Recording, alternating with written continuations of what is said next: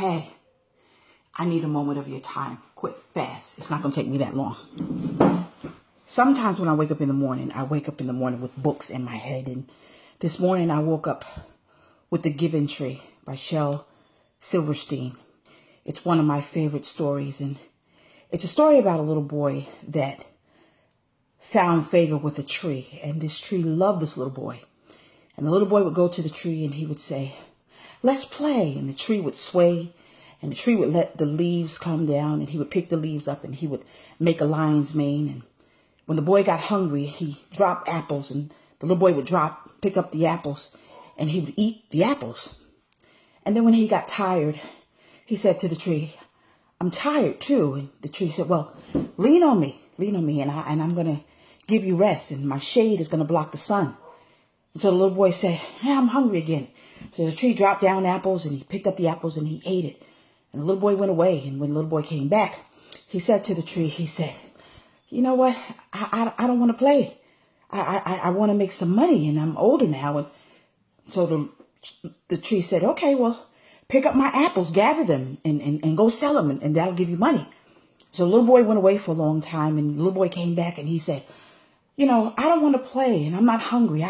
I'm making money, but I want to get a wife, and I want to get a family, and I need to build a house. I have to prepare for my family." So the tree said, "Well, I don't have any money, but look, I got branches, and my home is the forest, and there's trees all around us. Gather the trees and cut off some of my limbs, and you go build a house for your family, because I want you to be happy."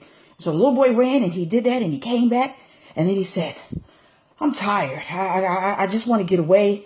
I need a boat. Can you give me a boat?"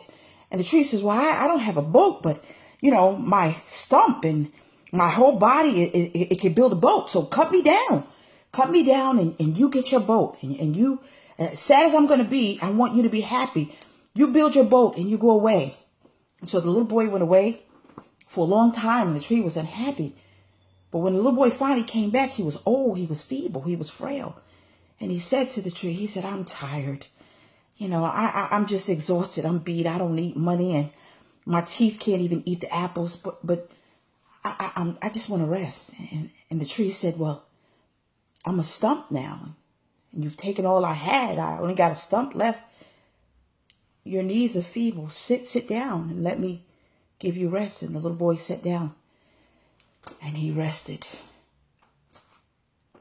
Mothers are that tree. Wives are that tree. We give and we give and we give until there's nothing left. The funny thing about the story is, as I begin to flip through the pages, when I begin to read it to my children as they were babies, nowhere in that story did I hear or read where the little boy nurtured the tree. The little boy didn't put fertilizer down. The little boy did not put water down. The little boy didn't ask the tree, "Do you need anything?" That book hit home as I deal with so many women who are just drained. They're drained, and the families keep taking and taking and taking and taking and taking till there's nothing left but a little stump. Take a moment today and ask your wife, "Do you need anything? Can I help you?" Children, just take a moment and ask your mom, "Mommy, can I do something for you?" Because the worst thing you could do is just keep taking and taking and taking and not replenishing. The wonderful thing about life is, as we become adults, we realize that love is recyclable. You put love in and you get love out. We as women, as Miles Monroe said, we are incubators. You give us something and we'll give it out. You give us heaven, we'll give you heaven. You give us hell, we'll give you hell. You put a seed in us, we'll give you a child. You give us a vision and we'll help you birth it. But the little boy was just so selfish, because it's a book about selfishness, where he just took and he took and he took, and he went away and he disappeared for years. But when he needed something, he came back. He came back to her, but yet she kept on giving, and she kept on giving until she became a little stump. And even though she said to him, "I have nothing left," what she had left, she gave it. And one thing about women, we're givers, we're nurturers. We'll keep giving, we'll keep giving. But the person that keeps taking needs to stop and pause and say, "Wait a minute. I got to nurture that thing so she can have something to give me." So many husbands are dealing with women who are angry because you're taking. And what are you putting back into your wife? So that when you come home, you can receive peace. You can receive a meal. You can receive everything that you need. What are children doing to say, Mom, I need, and for her to give of herself, her time, her energy, her finances, or whatever, for you to get it, you have to show her that you're grateful. You have to show her that you appreciate her. I know for my mother, God rest her soul, she went home. But when she went home, I remember that she put so much in me that was beautiful, that every Thursday she received fresh flowers from me. Every Thursday, like clockwork. I would take her into the store and I would say, don't get one pair of shoes, Mommy. Get all three. Whatever you want, you get it. I would nurture her and I would sit at her feet and I would glean from her and I would learn from her. And she was able to understand that I not just was her daughter, but I was her friend. The story is so profound. We can learn a lot from children's books. We really can. Because it teaches character. It's a character building process that you put in a child and hopefully it'll stick.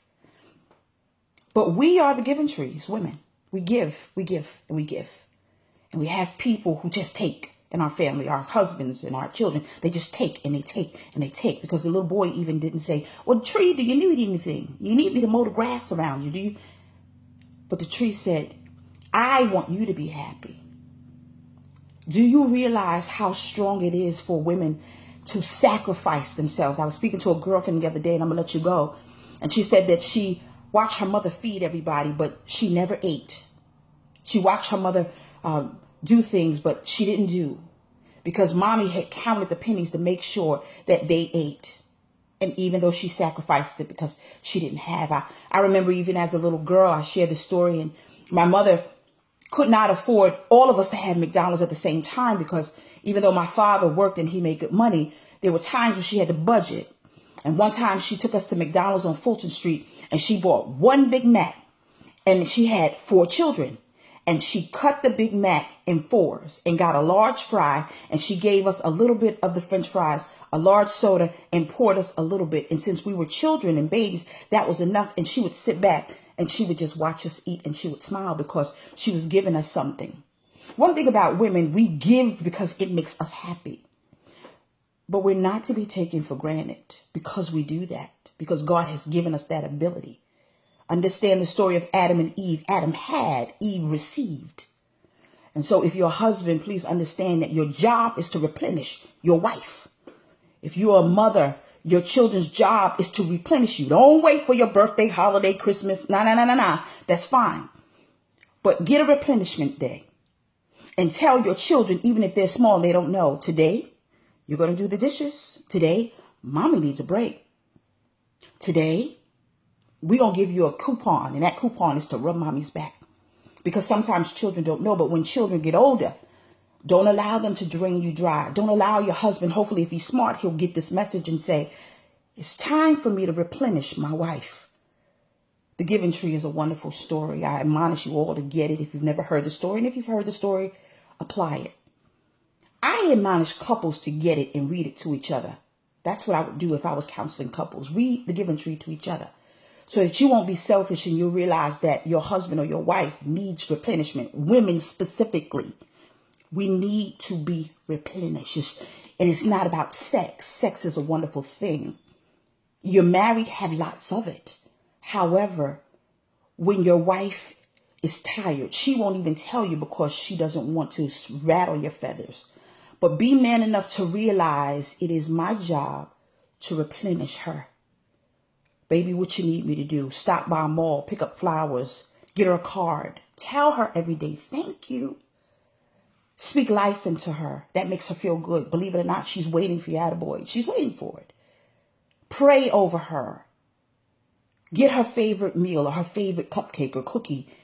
When I was married, I remember that I was married before I married Calvin. But I would do something. I would take Hershey Kisses and I would sit them on the seat of my husband at the time. He didn't appreciate it, and that's why we divorced. Oh.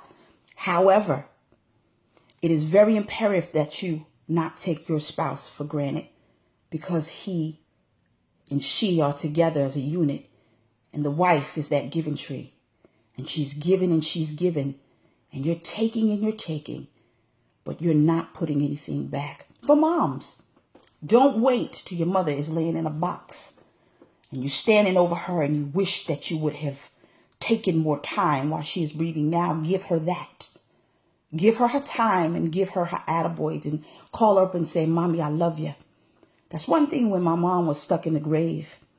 I didn't have that guilt because, I did the most miraculous job. She used to tell me, you're my friend.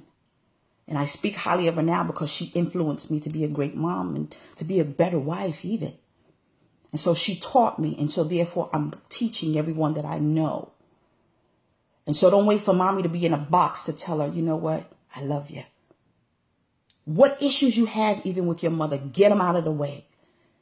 Because she has been that giving tree. And you might not understand that, but when she wants to give you and she doesn't have, it's because she budgeted her money to make sure you had a roof over your head and that you guys can eat.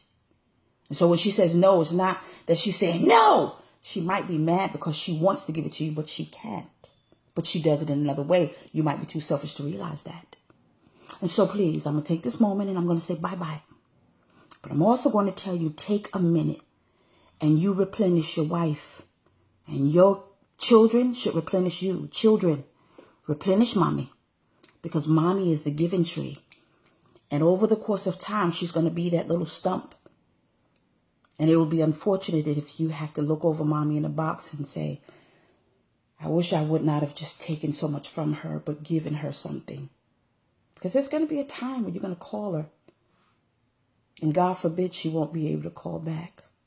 I know the experience. So don't wait for Mother's Day. Don't wait for Christmas or birthday. You acknowledge the woman in your life.